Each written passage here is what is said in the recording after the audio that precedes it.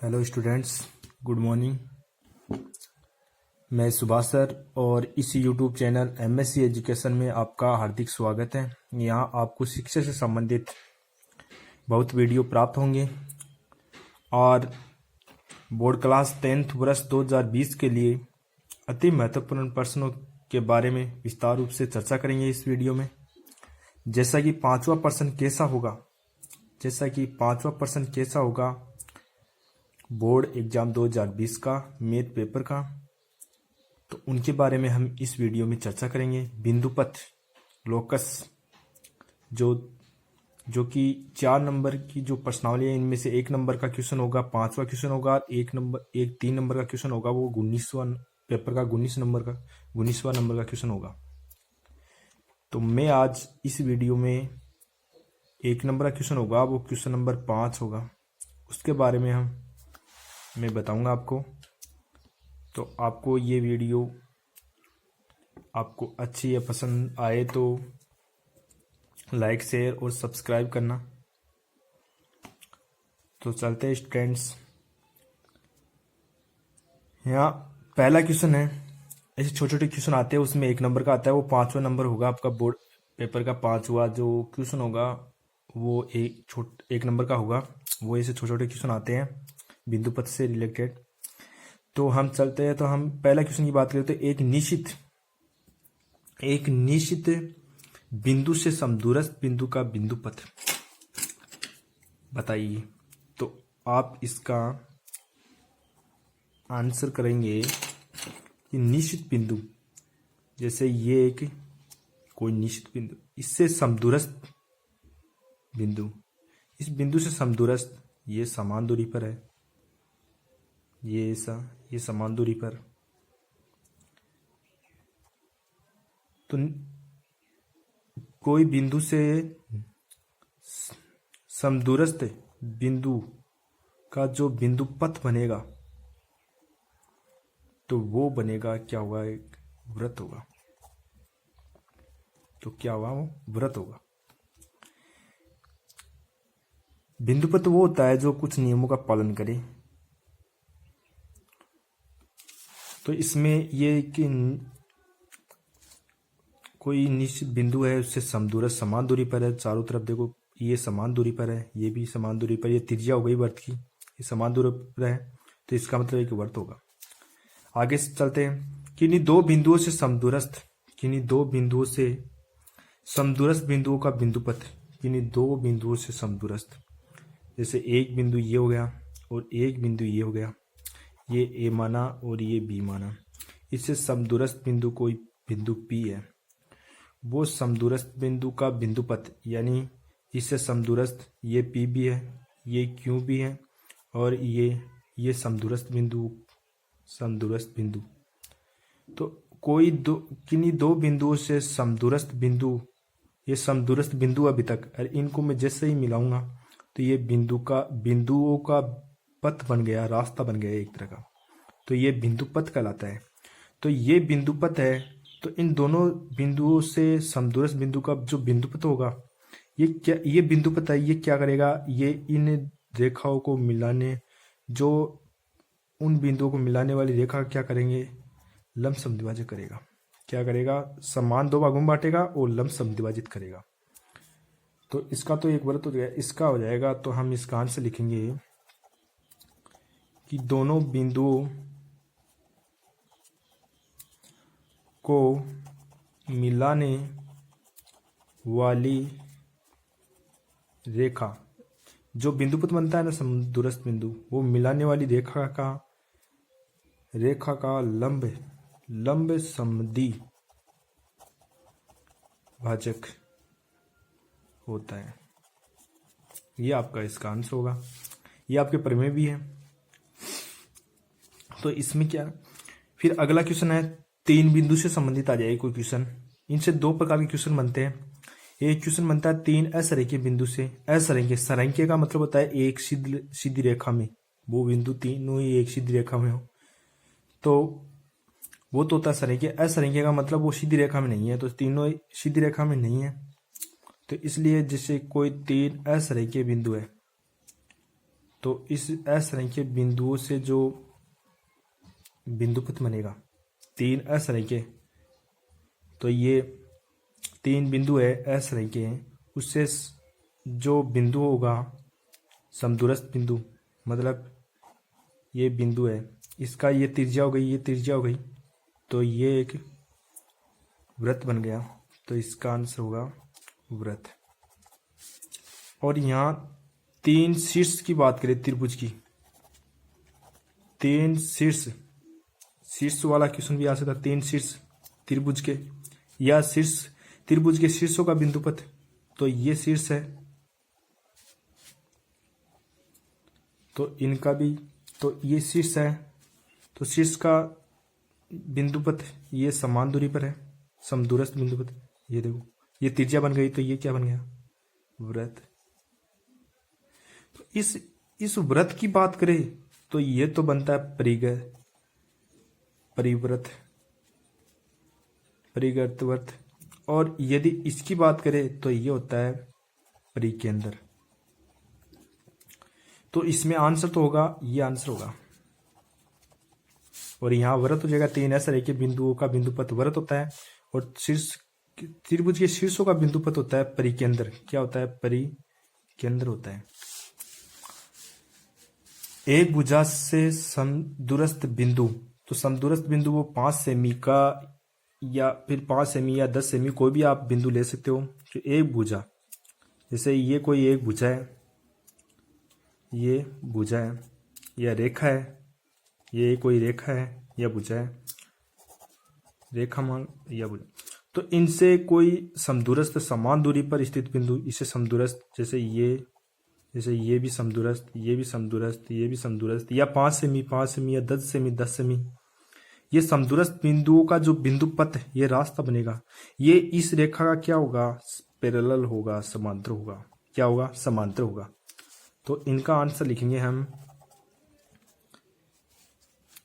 इनका आंसर लिखेंगे हमें कि दी गई रेखा के समांतर,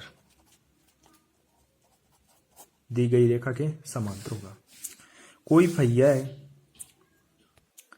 जैसे आपकी कोई पहिए द्वारा तय की गई दूरी का बिंदुपथ, तो ये जैसे कोई, ये तो समतल है, इस पे कोई पहिया है, इसका केंद्र ये होता है, ऐसे ये पहिया आगे चलेगा, तो आगे चलकर ऐसे फिर आगे चलेगा, तो इसका जो ये केंद्र है ये गति करेगा, घूमेगा, तो ये जो बिंदु केंद्र, जो बिंदुओं का जो बिंदुपथ बनेगा ना, वो इस समतल के क्या होगा, समांतर होगा। तो ये हो जाएगा समतल के तल के समांतर। आंसर क्या हो जाएगा, ये समतल के समांतर। तो ये आंसर हो जाएगा। आगे क्वेश्चन की हम बात करें तो क्वेश्चन नंबर, ये क्वेश्चन है अब दो भुजा वाली या 2 रेखा वाली की बात करें हम, तो 2 रेखा या 2 भुजा की, 2 समांतर रेखाओं के स्थित समदूरस्थ बिंदु का बिंदुपथ, ये दो समांतर रेखा है, ये 2 समांतर रेखा है, इससे समदूरस्थ, इनसे भी ये बिंदु है, जैसे यहाँ से ये समदूरस्थ है, इनसे भी समान दूरी पर, और इनसे भी, ये समदूरस्थ बिंदु अभी बिंदु है, और इनको मिला दूंगा तो ये बिंदुपथ बन जाएगा। तो ये बिंदुपथ जो दी गई जो समांतर रेखा है ना, उनके मध्य समांतर रेखा होगी, मध्य पैरेलल। तो इसका आंसर लिखेंगे, मैं नहीं कहने मतलब ये पहले समांतर थे, उनके भी समांतर होगी समदूरस्थ बिंदु। सब बिंदु देखो यहाँ पे बात करते हैं हम, सब समान होंगी। तो इसका आंसर हो जाएगा कि दोनों जो रेखा होती है ना, दोनों समांतर भुजाओं या फिर रेखाओं, 2 भुजाओं के मध्य समांतर रेखा होगी। ये आंसर हो जाएगा इनका। आगे चलते हैं, ये आगे तो देखते हैं 2 प्रतिच्छेदी रेखाओं से स्थित समदूरस्थ बिंदु का बिंदुपथ। ये आपके परिमेय भी है, 2 प्रतिच्छेदी, ये लो, ये 2 प्रतिच्छेदी रेखा होगी, इससे समदूरस्थ बिंदु, 2 प्रतिच्छेदी रेखाओं से समदूरस्थ बिंदु, जैसे इनका समदूरस्थ बिंदु ये होगा, इधर से भी बराबर और इधर से भी बराबर। ये भी हो सकता है, ये भी हो सकता है, क्योंकि ये इधर से बराबर समदूरस्थ बिंदु है रेखा से। ये भी ऐसे यहाँ से ये बिंदुपथ ये बनेगा और ये बिंदुपथ क्या कर रहा है, इन दोनों रेखाओं का क्या कर रहा है, जो बनने वाला कोण है उसका समद्विभाजक कर रहा है। यानी ये बोल रहा है कि दो प्रतिच्छेदी रेखाओं से स्थित समदूरस्थ बिंदु, तो दो प्रतिच्छेदी रेखा है इससे समान, चाहे इधर ले लो इधर ले लो किधर भी बना लो, ये समदूरस्थ बिंदु है। बिंदु का जो समदूरस्थ बिंदुओं का जो बिंदुपथ है वो क्या कर रहा है, इस यहाँ पे जो कोण बन रहा है ना, उस कोण का क्या कर रहा है, समद्विभाजक कर रहा है, समान दो भागों में बांट रहा है। तो इसका आंसर लिखेंगे यहाँ पर कि दोनों भुजाओं या फिर रेखाओं से बने कोण का क्या होगा, समद्विभाजक होगा। ऐसे ही अब तीन भुजा वाली आ जाए, तो तीन भुजा वाली तीनों त्रिभुज की तीनों भुजाओं से स्थित समदूरस्थ बिंदु का बिंदुपथ, तो ये कोई त्रिभुज है, इनसे इस भुजाओं से समदूरस्थ, यहाँ पर भी देखो समदूरस्थ, यानी त्रिभुज के भुजाओं से समदूरस्थ, ये वर्त की त्रिज्या बन गई तो ये वर्त बन जाएगा अंदर। तो भुजाओं से समदूरस्थ बिंदु है, तो ये क्या बनेगा, ये बनेगा अंतःकेंद्र। क्या बनेगा, अंतःकेंद्र। इनका ध्यान रखना, क्योंकि भुजाओं से समदूरस्थ, भुजाओं से ये समान दूरी पर तो केंद्र आ रहा है, तो अंतःकेंद्र बनेगा, क्योंकि ये वर्त अंतःकेंद्र बनेगा। त्रिभुज के कोणों का समद्विभाजक से समगामी बिंदु, अब त्रिभुज है, ये लो त्रिभुज है, त्रिभुज के कोण का समद्विभाजक करना है, तो कोण का समद्विभाजक करता हूँ, ऐसे तो करते हैं कोण का समद्विभाजक, इधर से भी करता हूँ, इधर से भी, यहाँ पर रखकर और यहाँ पर रखकर, ये समद्विभाजक होगा, कोणों का समद्विभाजक जहाँ पे मिल जाएगा। अब इस कोण का जो समद्विभाजक है, समद्विभाजक किया है अभी तक, तो आपके प्रमेय है कि ये क्या होगी, साइड वाली भुजा ये बराबर होगी इस कोण का समद्विभाजक करने पर, इसका भी ये,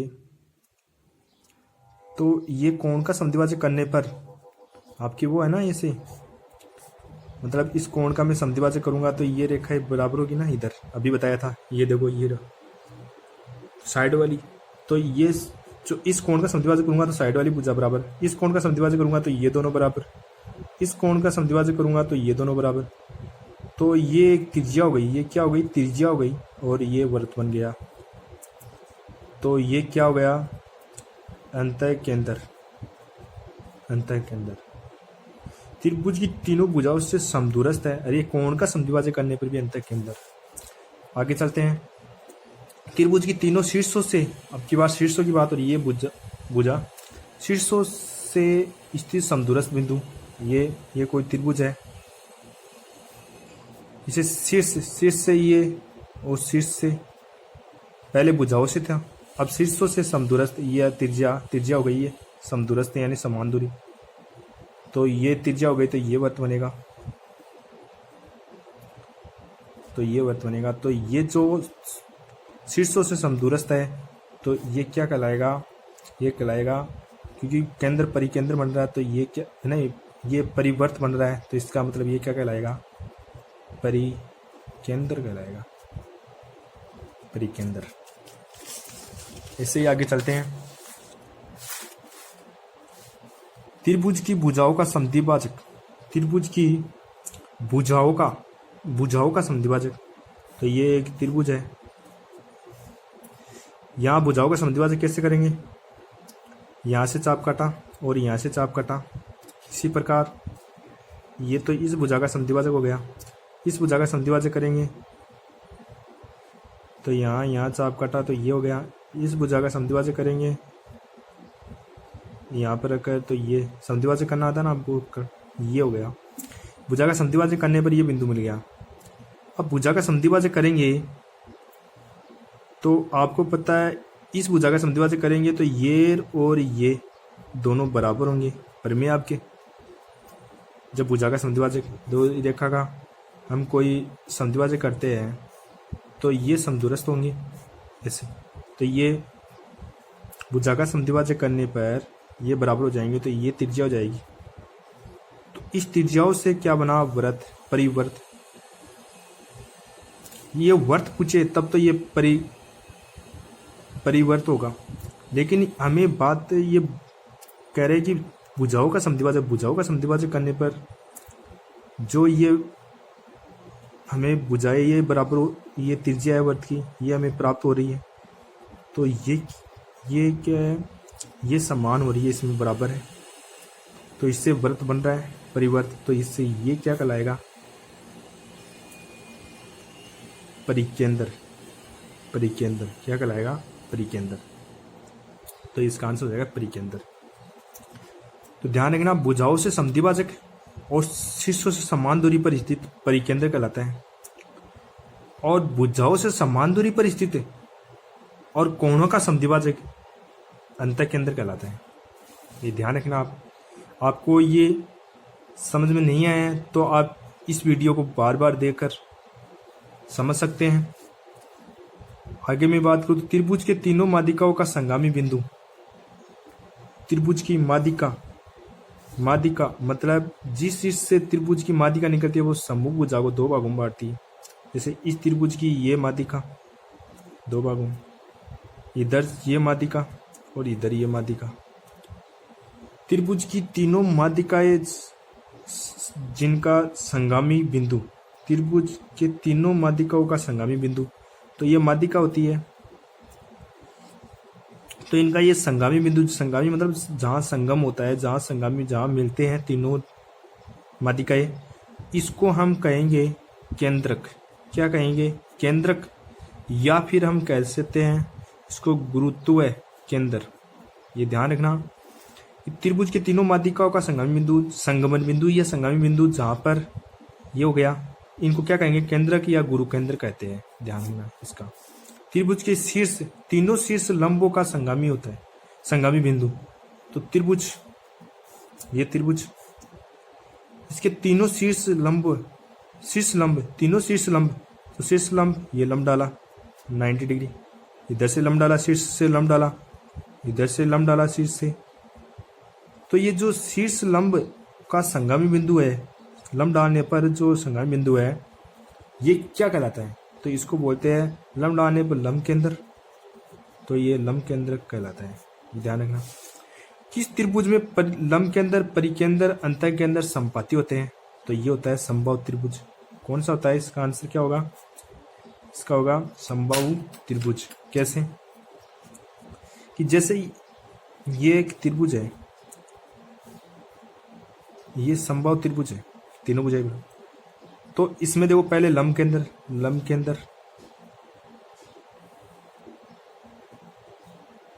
केंद्र, तो ये आ गया। संपाती मतलब तीनों का जो केंद्र होगा ना वो एक ही बिंदु होगा, या फिर संपाती का मतलब होता है, मतलब एक दूसरे के ऊपर हो, एक आकृति दूसरी आकृति को पूर्ण रूप से ढक ले उसे। तो ये एक बिंदु है, वो तीनों बिंदु एक दूसरे के ऊपर होंगे, तो यहाँ पर एक ही जगह पर स्थित होंगे। तो यहाँ देखो ये लंब केंद्र है, इनका केंद्र ये आ गया, लंब केंद्र हो गया। परिकेंद्र किसे बोलते हैं, परिकेंद्र, परिवर्त होगा, उसका जो केंद्र होगा ये परिकेंद्र हो गया। अंतःकेंद्र, ये लो, तो तीनों का केंद्र एक ही जगह पर है, तो इसको बोलते हैं संपाती। क्या बोलते हैं, संपाती, इनको बोलते हैं संपाती। तो ये किसमें होता है, ऐसा होता है समबाहु त्रिभुज में। ये संपाती बिंदु है, ये संपाती बिंदु है, केंद्रक है, लेकिन ये किसमें होता है, किस आकृति में होता है, तो इसका आंसर लिखेंगे आप, ये इसका आंसर आएगा समबाहु त्रिभुज होगा। क्या आंसर होगा इसका, समबाहु त्रिभुज। घड़ी की मिनट की सुई, घंटे की सुई, चाहे घड़ी की मिनट की सुई हो, अब अगला क्वेश्चन की बात कर रहा हूँ, घड़ी की मिनट की सुई, घंटे की सुई और मतलब सेकंड की, तीनों की सुई द्वारा स्थित समदूरस्थ बिंदु का बिंदुपथ।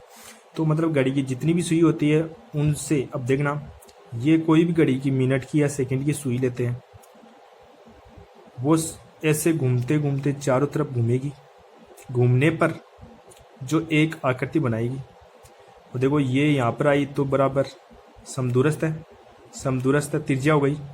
चाहे घंटे की सुई ले, चाहे मिनट की सुई ले, चाहे आप सेकंड की सुई ले, तो ये क्या बन गया? वृत्त। तो यहाँ पर आप आंसर देंगे इसका मतलब एक वृत्त होगा। क्या होगा इसका? एक वृत्त। तो इसका एक वृत्त होगा, ये आपको आंसर देना है, वृत्त होगा। किस त्रिभुज का लंब के अंदर शीर्ष, त्रिभुज का एक शीर्ष होता है, एक शीर्ष होता है लंब के अंदर, तो वो होता है समकोण त्रिभुज में। देखो समकोण त्रिभुज में इस, चाहे आप समकोण त्रिभुज में देखना कि लंब के अंदर शीर्ष त्रिभुज का एक शीर्ष होता है, एक शीर्ष ही होता है उसमें। ये देख लो, ये समकोण त्रिभुज है, ये लंब, तो ये इसमें आएगा समकोण त्रिभुज। क्या आएगा इसमें? समकोण त्रिभुज आएगा, समकोण त्रिभुज। घड़ी के पेंडुलम के सिरे का बिंदु पथ। अब घड़ी के सुइयों की बात हो तब तो वृत्त होगा, और घड़ी के पेंडुलम की बात करें तो पेंडुलम क्या करेगा? जैसे ये घड़ी है, इसका जो पेंडुलम होगा वो क्या करेगा? एक वृत्त का चाप इतना ही, क्योंकि पूरा तो वृत्त होता है, लेकिन ये पूरा कवर नहीं कर पाएगी। पेंडुलम केवल इतना ही सरलोलक दोलन करता है। तो ये क्या होगा? वृत्त का एक चाप होगा, वृत्त का एक क्या होगा? चाप होगा। त्रिभुज की माध्यिकाओं के बीच का अनुपात, त्रिभुज की माध्यिकाओं का बीच का अनुपात, ये त्रिभुज है, इसकी ये माध्यिका है, माध्यिकाओं का बीच का अनुपात जहां से निकलती है वो 2 और अगला 1। जहां से ये माध्यिका यहाँ से निकली तो ये 2 अगला 1, यहाँ से जहां से निकली शीर्ष से वो 2 अगला 1। तो हमेशा इसका अनुपात होगा 2:1, 1:2 नहीं, 2:1 होगा।